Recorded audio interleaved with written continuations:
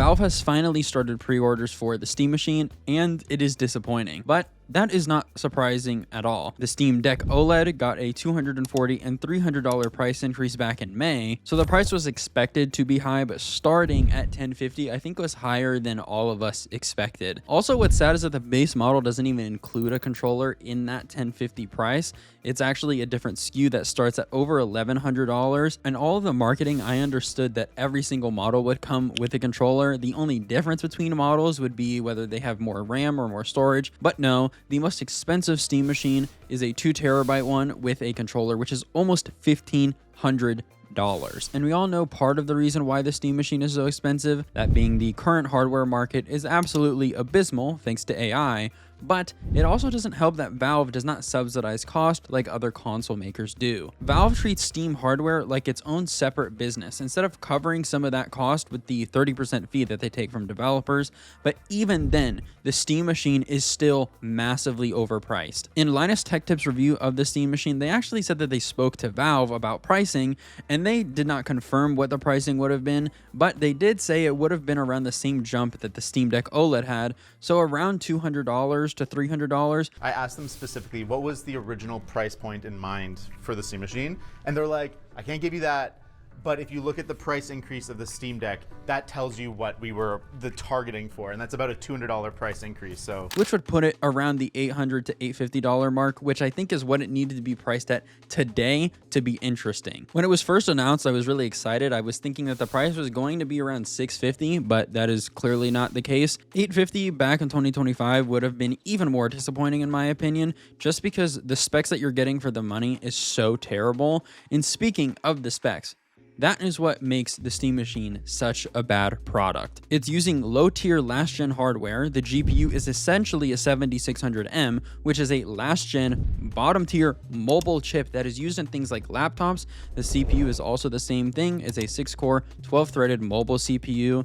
It has 16 gigabytes of DDR5 memory and a 512 gigabyte SSD, and then the GPU is 8 gigabytes of VRAM. Also, for some reason, they decided to go with single-channel memory. The Steam Machine has the ability to have 2 sticks of memory, but they just decided to go with 1 stick of 16 gigabytes instead of 2 by 8 how it normally would be. And while for DDR5 it's not that big of a deal running single channel memory compared to like DDR4, it still is a performance loss.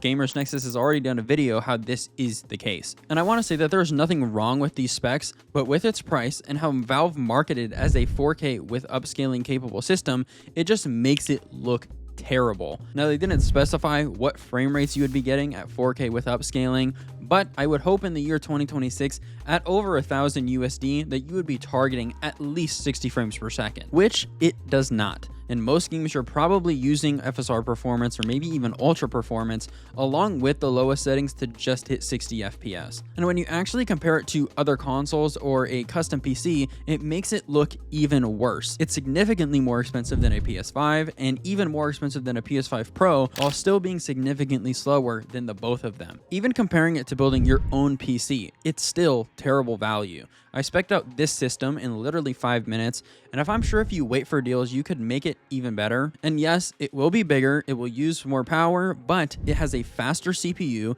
it has a way better upgradability, and its GPU is a staggering 71% faster with double the VRAM. And also, if you really want to, Steam OS would be really good on this system if you really want to have that Steam Machine-like experience. And what's so interesting about the Steam Machine is how niche of a product it is. It is horrible value compared to its competition, and it struggles for its main use case, which is using a 4K TV. And in my opinion, I think they should have just made it more powerful. They already knew pricing was going to suck, so at that point, why not just make it even faster? Something like maybe a Radeon 9070 or like the mobile version of it, and maybe charge like $300 to $400 more. At that point, at least you could say it's just terrible price instead of also terrible performance. But I do want to take a break from rightfully crapping on the Steam Machine to go over the things that it does well. For starters, it is tiny. One thing I did not mention is that if you want to have a PC that is similar in form factor to the Steam Machine, you will just be spending more money. The Steam Machine is literally just a 6-inch cube.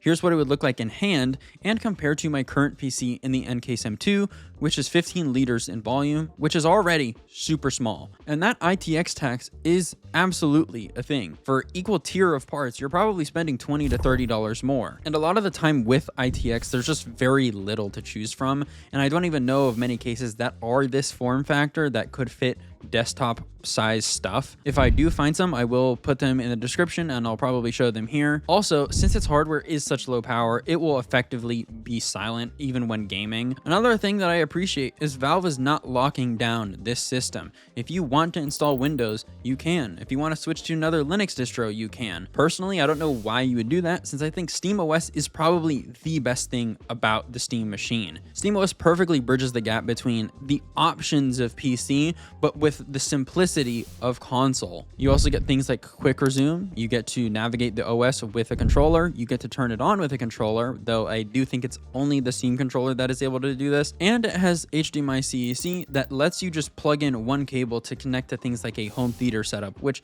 PCs do not have at all. But that is really all I have to say about the Steam machine. Like I said, it is a very weird and niche product, at least for me. If you want something that is just very small, very expensive, doesn't perform that well, and runs SteamOS, then I think it is absolutely perfect for you. If you are the other 99% of the population though, you will probably just forget about it and move on. Anyway, that is all I have for today's video. I hope you all enjoyed. Peace.